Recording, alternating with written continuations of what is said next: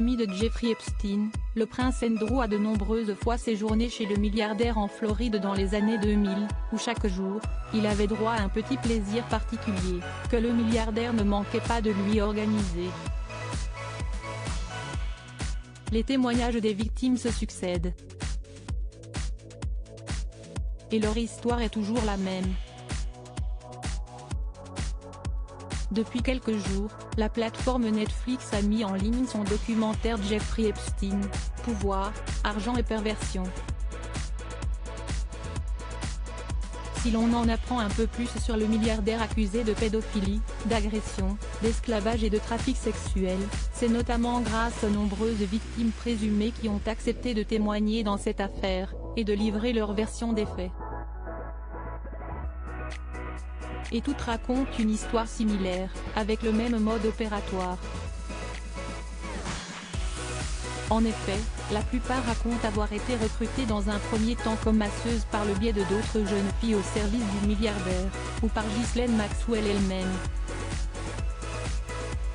Alors mineures, toutes y voyaient l'occasion de gagner 200 $, au départ simplement pour masser Jeffrey Epstein, qui finissait par les agresser sexuellement. Mais peu à peu, l'homme d'affaires a créé son réseau de masseuses qui à l'occasion, étaient mises à la disposition de ses amis comme le prince Andrew.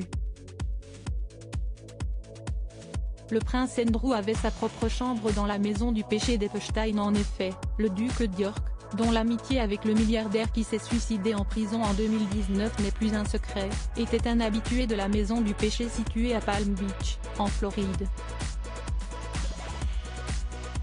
Une demeure tristement célèbre pour les nombreux abus qui ont été commis sur des jeunes femmes mineures, où le prince Andrew avait l'habitude de séjourner dans les années 2000, et prenait ses quartiers dans la chambre bleue, réservée aux invités d'Epstein. Et selon Juan Alessi, le fils d'Elizabeth II avait droit à un petit plaisir lors de ses visites, des massages quotidiens, rapporte The Mirror. En effet, l'ancien majordome de 70 ans explique avoir souvent installé et préparé des tables de massage pour le duc, sans toutefois savoir quel comportement il adoptait avec les jeunes femmes qui étaient appelées pour le masser. Il devrait parler au FBI. Mais peut-être qu'il a quelque chose à cacher, je ne sais pas.